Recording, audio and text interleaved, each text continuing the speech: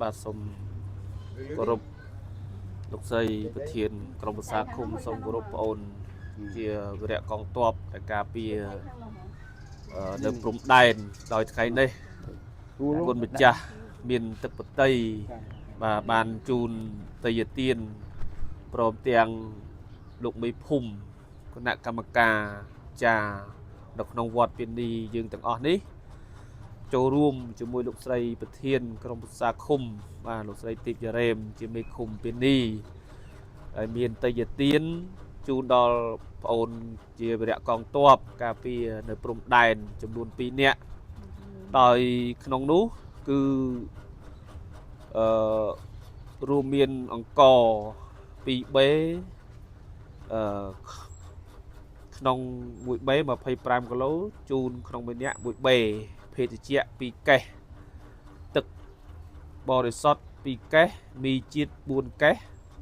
ទឹកត្រី2យួរទឹកស៊ីអ៊ីវ2យួរបច្ច័យបាទនឹងធូបមូស20ប្រអប់បាទ20អញ្ចឹងនឹងបច្ច័យចូលរួម200000អញ្ចឹងមួយនាក់ទទួលបាន100000រៀលដោយថ្ងៃនេះខ្ញុំបាទតំណាងឲ្យលោកស្រីប្រធានក៏ជាតំណាងឲ្យគ្រូចាតិកាវត្តពានីនៅក្នុងឃុំពានីយើងនេះដែលព្រះអង្គតែងតែមានទឹកបតី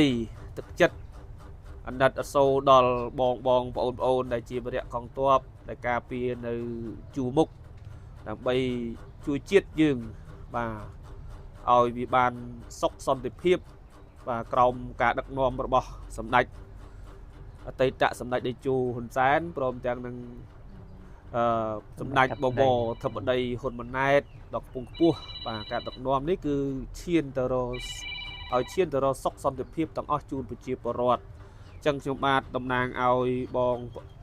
នៃគុណម្ចាស់គ្រូចាតិកាព្រមទាំងលោកស្រីប្រធានជាមេឃុំនេះ